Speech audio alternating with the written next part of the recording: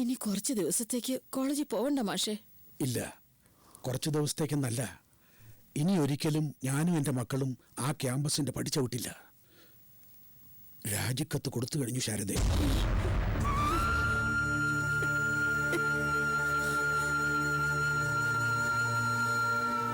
അതെ, രാജകീയമായ വിടവാങ്ങൽ പ്രതീക്ഷിച്ചിരുന്ന ഞാൻ അപമാനിതനായി പടിയിറങ്ങി.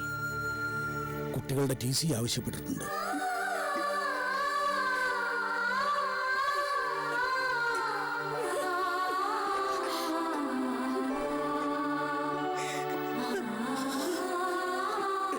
അതിനെന്തിനാ താൻ കരയുന്നത്? ഇനി എന്നും ഫുൾ ടൈം ഞാൻ തനിക്കൊപ്പം ഇല്ലേ? അപ്പൊ സന്തോഷിക്കല്ലേ വേണ്ടേ?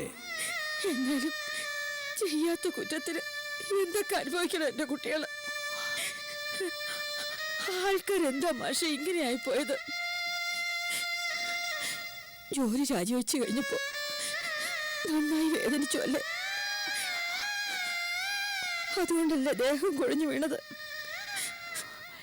സാരമില്ല മാഷെ, മാതൃക അധ്യാപകനെ കുട്ടികൾക്ക് വേണ്ടെങ്കിൽ പിന്നെ മാഷിനെന്തിനാ? എനിക്കൊരു കാര്യത്തിലേ വിഷമമുള്ളൂ. എന്തെങ്കിലും ഉണ്ടായ അച്ഛനും മക്കളും എന്നെ ഇങ്ങനെ വിളിക്കുന്നത്. ആ, എല്ലാരും വാ, ഞാൻ കാപ്പി എടുത്തു വെക്കാം.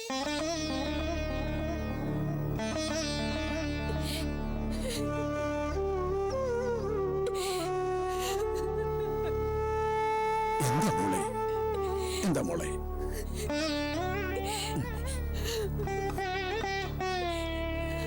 സാരമില്ല.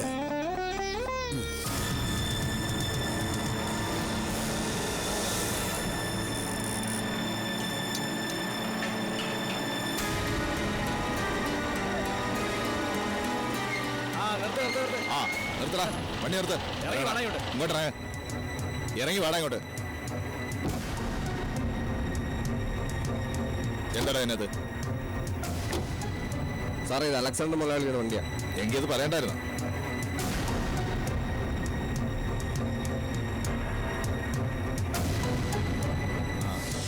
ജയ, ആ കാറൊന്ന് പരിശോധിക്കും.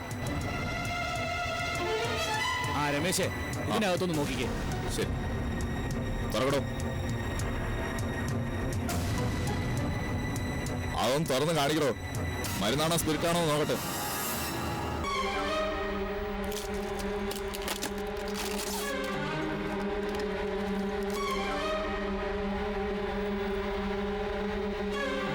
അതും കൂടി ഒന്ന് തുറന്നേ.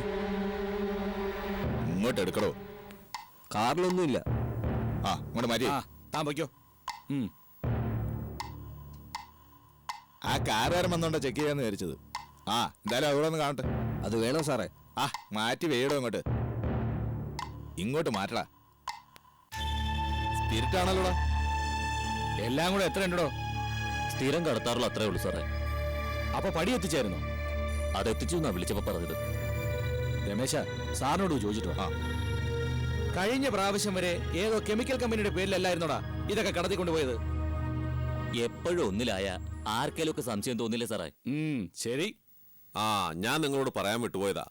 ഉച്ചയ്ക്ക് തന്നെ രൂപ ഇവിടെ എത്തിച്ചു. ആ വണ്ടി വിട്ടേരെ. ശരി സർ. ആ നിങ്ങൾ പൊയ്ക്കോ. സാറെന്താ പറഞ്ഞു? പൈസ കിട്ടിയെന്ന് പറഞ്ഞു. സാറ് പറയാൻ മറന്നുപോയതാ.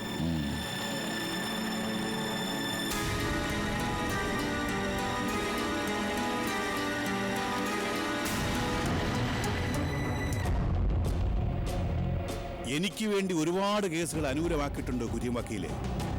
പക്ഷെ ഇപ്പോ അയാൾ വാദിക്കുന്ന കേസുകളൊക്കെ തോക്കുകയാണല്ലോ. എന്റെ മോനെ രക്ഷിക്കാൻ കഴിഞ്ഞില്ല. എന്നാ പിന്നെ ആ പെമ്പിള്ളാരെ പിടിച്ച് 2 ദിവസം ജയിലിൽ അടയ്ക്കാമെന്ന് വെച്ചാ അത് നടന്നില്ല. അയാളുടെ തലയ്ക്കകത്തിപ്പോ ഒന്നുമില്ലെന്നാ എനിക്കിപ്പോ തോന്നുന്നു. കുര്യനെ ഒഴിവാക്കേണ്ട സമയമായോ? കാരണം വക്കീലിനെ അത്ര പെട്ടെന്ന് ഒഴിവാക്കാൻ പറ്റുമോ? മുതലാളിയുടെ രഹസ്യങ്ങൾ മുഴുവൻ അയാളുടെ മനസ്സിൽ സൂക്ഷിച്ചിരിക്കുക. അതൊക്കെ എടുത്ത് പുറത്തിട്ട കുടുങ്ങുന്ന ആരായിരിക്കും അറിയാമല്ലോ. നേരാ താൻ പറഞ്ഞ്. തൽക്കാലം ഇങ്ങനെ തന്നെ പോകുന്നതാണ് ബുദ്ധി. പിണക്കിക്കഴിഞ്ഞ എന്റെ സകല കൊള്ളരുതായ്മകളും അവൻ വിളിച്ചു പോവും. പിന്നെ ഞാൻ അവനെ കൊല്ലേണ്ടി വരും.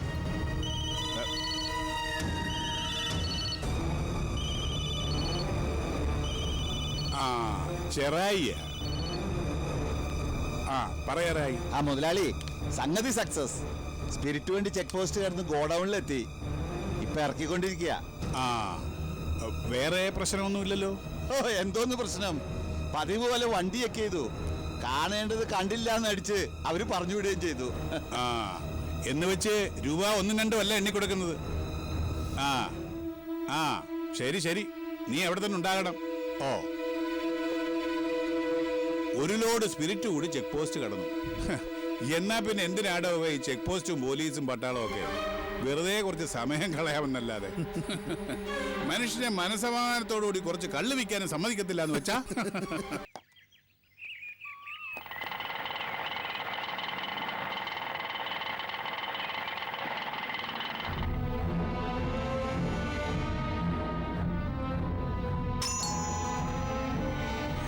എത്രയായി? 50 രൂപ. ആ എന്നാ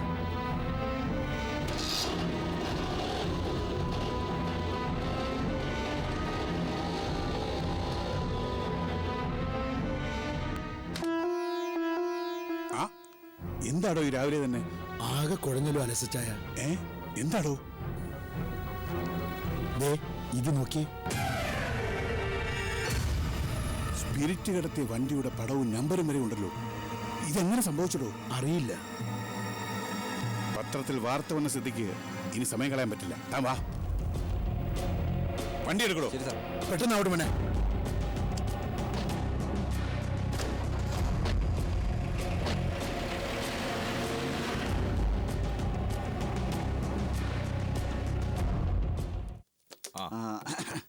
എടാ എടാ, എല്ലാം നോക്കി കണ്ട് ചെയ്യേ. കഴിഞ്ഞ പ്രാവശ്യം ചെയ്ത പോലെ കൊട്ടാരക്കര കൊടുക്കേണ്ടത് അടൂരും, അടൂര് കൊടുക്കേണ്ടത് പത്തനാപുരത്തും കൊടുക്കരുത്. എല്ലാം എണ്ണി കൃത്യമായിട്ട് മാറ്റി വെക്കണം. കേട്ടോടാ? എടാ പുരുഷ, ആ പച്ച കന്നാസ് അങ്ങോട്ട് എടുത്തു. നീ എന്തോട്ടാ മാറ്റത്? യവന്മാരോട് പണി നിർത്താൻ പറ. പുരുഷൻ നിർത്തടാ. എന്ത് പറ്റി മുതലാളി? സംഗതി ആകെ കുഴപ്പത്തിലായി. അവന്റെ അമ്മയെ കെട്ടിക്കാനായിട്ട് ആ മോന്തേട്ടൻ എന്ന് പറഞ്ഞ വിരദോഷം ഉണ്ടല്ലോ, അലക്സാണ്ടർ സ്പിരിറ്റ് കിടത്തിയെന്ന് പത്രത്തിൽ എഴുതി പിടിപ്പിച്ചിരിക്കല്ലോ. ഫോട്ടോയും വണ്ടിയുടെ നമ്പരും ഒക്കെ ഉണ്ട്. അയ്യോ, അതെങ്ങനെ അയാൾക്ക് കിട്ടി? ഓ, അവനിങ്ങനെ അലഞ്ഞു നടക്കിയല്ലോ രഹസ്യങ്ങൾ ചോർത്തെടുക്കാൻ. എന്റെ ജീവിതം തൊലച്ചിട്ട് ആ നാശം പിടിച്ചവൻ അടങ്ങൂ. ആ നോക്കിക്കാതെ എല്ലായിടത്തും ഗോഡൌണിലേക്ക് മാറ്റണ. ഇപ്പോഴും എത്തും. സാധനം മാറ്റിക്കൊള്ളാൻ അവര് തന്നെ എന്നോട് വിളിച്ചു പറഞ്ഞേ. പത്രത്തിൽ വലിയ വാർത്തയായതുകൊണ്ട് അവിടെ ഇവിടെ ചില പൊട്ടിത്തെറികളൊക്കെ നടക്കും എന്ന് വിചാരിച്ച് എനിക്ക് പേടിയൊന്നുമില്ല. എക്സൈസ് മന്ത്രിക്ക് 4 കാശ് കൊടുത്താൽ തീരാവുന്ന പ്രശ്നമേ ഉള്ളു. എന്നാലും മുതലാളി വിഷമിക്കാതെ. ഇന്നത്തെ സായന പത്രത്തിൽ ഞാൻ ഒരു കാച്ചാ. നിരപരാധിയായ അലക്സാണ്ടർ മുതലാളിയെ ക്രൂശിക്കുന്ന പത്രം കേരളദേശം. ഓ എടോ ഈ ഇട്ടാവട്ടത് തന്റെ കുറെ കാഹളം പത്രം വിതരണം ചെയ്തെന്ന് കരുതിയേ ഒരു കാഹളം ഉണ്ടാകാൻ പോകുന്നില്ല. എന്നാ അങ്ങനെയല്ല കേരളദേശത്തിന്റെ കാര്യം. കേരളദേശത്തിൽ ഒരു വാർത്ത വന്നാൽ അത് കേരളം മുഴുവൻ വാർത്തയാകും. അതുകൊണ്ട് തുടർച്ചയായി വന്നുകൊണ്ടിരിക്കുന്ന ആ തുടർക്കഥയ്ക്ക് അടിവരയിട്ടേ മതിയാവൂ. അവസാനമില്ലാത്ത കഥകളില്ലല്ലോ. എന്താ വേണ്ടതെന്ന് മുതലാളി പറഞ്ഞോ, ബാക്കിയൊക്കെ ഞങ്ങളേറ്റു. ഇന്ന് രാത്രിയില് നമുക്കൊന്ന് കൂടണം. പ്രധാന കർമ്മങ്ങൾ ചെയ്യുന്നതിന് മുമ്പ് നമുക്കത് പതിവാണല്ലോ. സിയെയും കുര്യനും ഒക്കെ കാണും നമുക്കൊപ്പം. ആലോചിച്ച് തീരുമാനമെടുക്കാമെന്ന അർത്ഥം. അതിനു മുമ്പ് എനിക്ക് മഹാനായ പത്രപ്രവർത്തകനെ ഒന്ന് കാണണം. ഒരുപക്ഷേ ഇനി ഒരിക്കലും കാണാൻ സാധിച്ചില്ലെങ്കിലോ?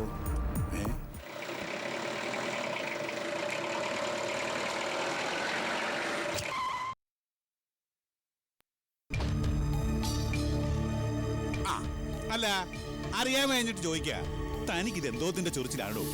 മനുഷ്യൻ മനസ്സമാധാനമായിട്ട് ജീവിക്കാൻ താൻ ഇവിടെ സമ്മതിക്കത്തില്ലേ? പത്ര റിപ്പോർട്ട് കണ്ടിട്ട് കലിയുള്ളി വന്നിരിക്കുക അല്ലേ? അതെ, അലക്സാണ്ടർ പേട്ട സ്പിരിറ്റ് കടത്തിയവരും താൻ പൊടിപ്പം തൊങ്ങനെ വെച്ച് എഴുതി പിടിപ്പിച്ചിരിക്കല്ലേ. തനിക്ക് ഈ വാർത്ത എവിടെന്ന് കിട്ടിയടോ? കിട്ടുന്നു എവിടെന്നെങ്കിലും ആയിക്കോട്ടെ, എഴുതിയത് സത്യമാണല്ലോ. സത്യസന്ധമായ കാര്യങ്ങളെ ഞാൻ എഴുതാറുള്ളൂ അലക്സാണ്ടറെ. തന്റെ വലത്തെ കൈ ഒടിഞ്ഞിട്ടും താൻ പഠിച്ചില്ല ഇല്ലേ? നോക്ക, മരണഭയമില്ലാത്ത ആളാണ് താനെന്ന് പലതവണ താൻ തന്നെ പറഞ്ഞു കഴിഞ്ഞു. അതുകൊണ്ട് പെട്ടെന്നൊരു മരണമായിരിക്കില്ല ഞാൻ തനിക്ക് തരാൻ പോകുന്നത്. മറിച്ച് കിടക്കയിൽ നിന്ന് എഴുന്നേറ്റ് ദിനചരികൾ പോലും നടത്താനാവാതെ ചലനമറ്റ് കിടക്കയിൽ നീണ്ടു നിവർന്ന ഒരു കിടപ്പങ്ങ് കിടക്കും. പറയുന്നത് അലക്സാണ്ടർ പേട്ട. തനിക്ക് എന്താ ചെയ്യാൻ കഴിയുന്നെന്ന് വെച്ചാ ചെയ്യടോ. എന്നെ കൊണ്ടാവുന്നൊക്കെ ഞാനും ചെയ്യും. ജീവിതത്തിൽ പൊരുതി തന്നെ മുന്നോട്ട് പോയ പാരമ്പര്യം എനിക്കുള്ളത്. മരണത്തെ മുന്നിൽ കണ്ടിട്ട് ശത്രുവിന്റെ കഠാരയ്ക്ക് മുന്നിൽ നിന്നും തലനാരിലേക്ക് രക്ഷപ്പെട്ടിട്ടുണ്ട്. പിന്നെ ഇട്ടാവട്ടത്തിൽ കിടന്ന് കറങ്ങുന്ന താനെ മീശിട്ട് പേടിപ്പിച്ച അതൊരു കോമാളിയുടെ പേക്കുത്തായി ഞാൻ കാണൂ. പ്രൊഫസറേയും കുടുംബത്തിന്റെയും കഥ തനിക്ക് നന്നായി അറിയാമല്ലോ.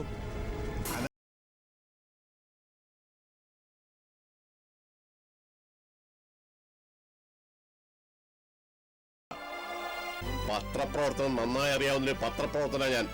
അതുകൊണ്ട് എഴുതേണ്ട എന്തായാലും അത് സമൂഹത്തിന് ആവശ്യവും തോന്നിയാൽ എഴുതിയിരിക്കും. പിന്നെ ഞാൻ കേരളദേശത്തിലൂടെ എഴുതുന്നത് സമൂഹത്തെ നശിപ്പിക്കുന്ന, അനധികൃതമായി മദ്യം കടത്തുന്ന സാമൂഹ്യദ്രോഹിയായ ഒരു മദ്യരാജാവിന്റെ കഥയാ. കഥയ്ക്ക് നല്ല കാശ് കിട്ടുന്നുണ്ടോ? സാമ്പത്തികം പ്രതീക്ഷിച്ചല്ല ഞാൻ എഴുതുന്നത്. തെറ്റ് ചെയ്യുന്നതിന്റെ തിന്മകൾ ജനങ്ങൾ തിരിച്ചറിയാനാണ്. എടോ തന്നെ ഞാൻ മതി. തന്റെ വീട്ടിൽ ഞാൻ കയറി വന്നപ്പോ താനും തന്റെ കുടുംബവും പ്രതികരിച്ചത് എങ്ങനെയാണെന്ന് എനിക്ക് ഓർമ്മയുണ്ട്. അതുകൊണ്ട് ഇനി അധികം പറയാനും പറയിപ്പിക്കാനും നിൽക്കണ്ട. എനിക്ക് ശരിയെന്ന് തോന്നുന്നു ഞാൻ ചെയ്യും. അതിന്റെ പേരിൽ തനിക്കുണ്ടാവുന്ന നഷ്ടം എനിക്കതൊരു പ്രശ്നമല്ല.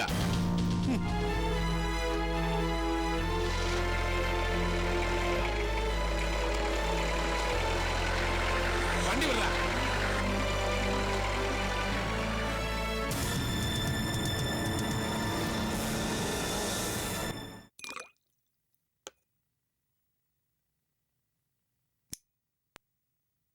ചെക്ക് പോസ്റ്റിൽ ചെല്ലുക, എന്നിട്ട് സ്പിരിറ്റ് വന്ന വണ്ടിയുടെ പടമെടുക്കുക.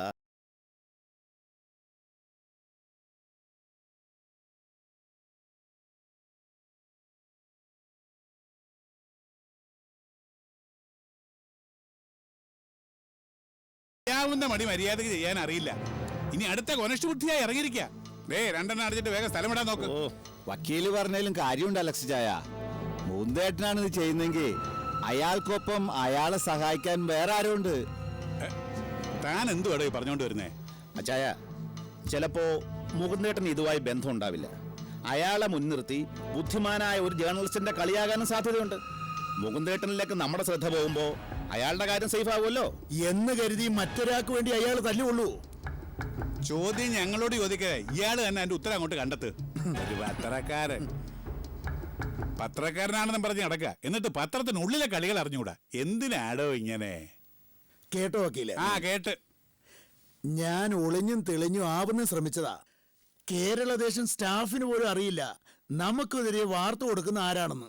ആ മുകുന്ദന്റെ കൈയൊടിഞ്ഞുകൊണ്ട് അയാളെ എഴുത്തിനാരോ സഹായിക്കുന്നെന്ന് ഇയാള് പറഞ്ഞല്ലോ. അതാരാന്ന് അന്വേഷിച്ചോ? മുകുന്ദേട്ടന്റെ വീടിന്റെ പടിക്കൽ വരെ ഞാൻ ആളിനെ ഏർപ്പാടാക്കിയതാ. പക്ഷെ ഇതുവരെ പോസിറ്റീവായ റിസൾട്ട് കിട്ടിയില്ല. ആ, താൻ നക്ഷത്രം എണ്ണിക്കൊണ്ടിരുന്നോ? അപ്പൊ കിട്ടും. വെറുതെ മുകുന്ദേട്ടന്റെ പുറകെ പോയിട്ട് കാര്യമില്ല.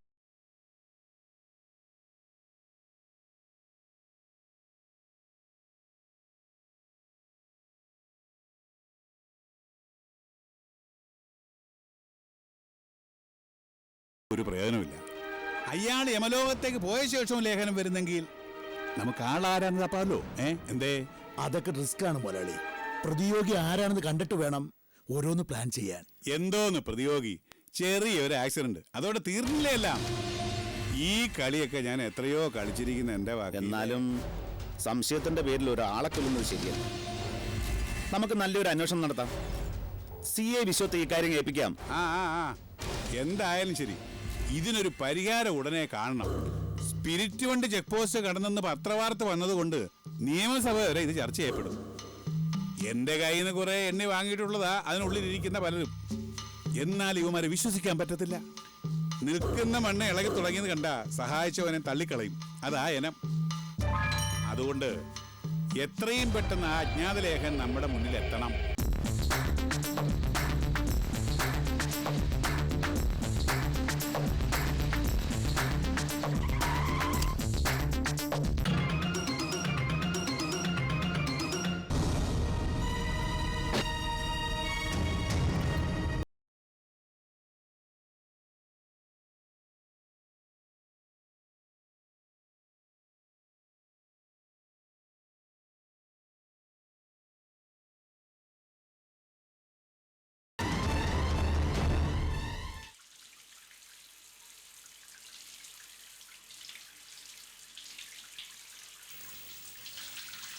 നമ്മുടെ ജീവിതം പോലെയായിരുന്നു ചെടികളുടെ അവസ്ഥ.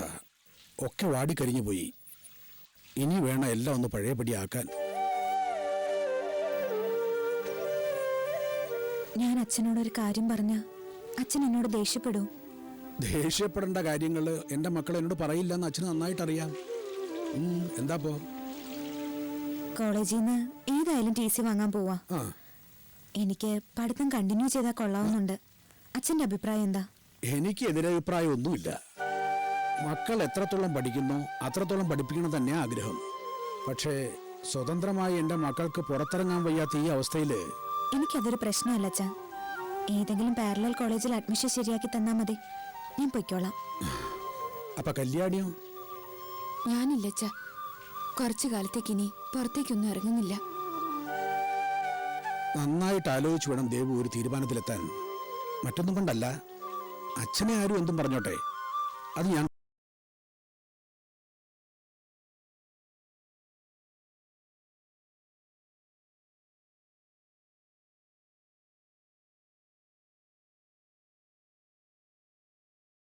വിവരം ഒന്ന് പറയട്ടെ. അമ്മയുടെ അഭിപ്രായം കൂടെ അറിയാമല്ലോ.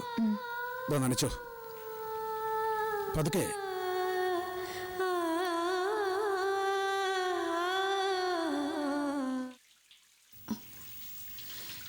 എന്തൊക്കെ സംഭവിച്ചു? ആരെല്ലാം എന്തെല്ലാം പറയുന്നത് കേട്ടു. എന്നിട്ടും നിനക്ക് പുറത്തേക്ക് ഇറങ്ങാൻ മടിയില്ലേ മോളെ? ഞാൻ പറഞ്ഞല്ലോ, കണ്ണും കാതും മൂടിക്കെട്ടും. പുറത്തുള്ള ശബ്ദം ഒന്നും കേൾക്കില്ല. മരവിച്ച മനസ്സാ. ഇനി പേടിയും ഭയം ഒന്നും ഉണ്ടാവില്ല.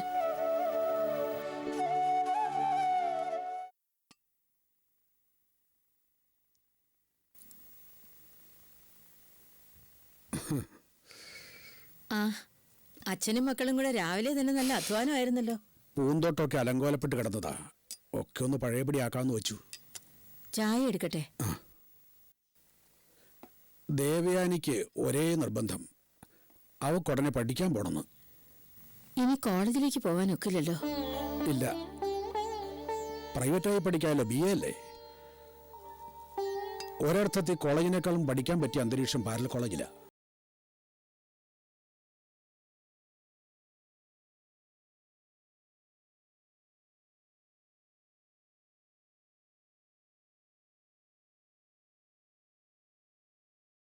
കുട്ടികൾക്കൊപ്പം ഇരുന്ന് പഠിക്കാൻ കഴിയുന്നില്ലല്ലോ ശാരദേ.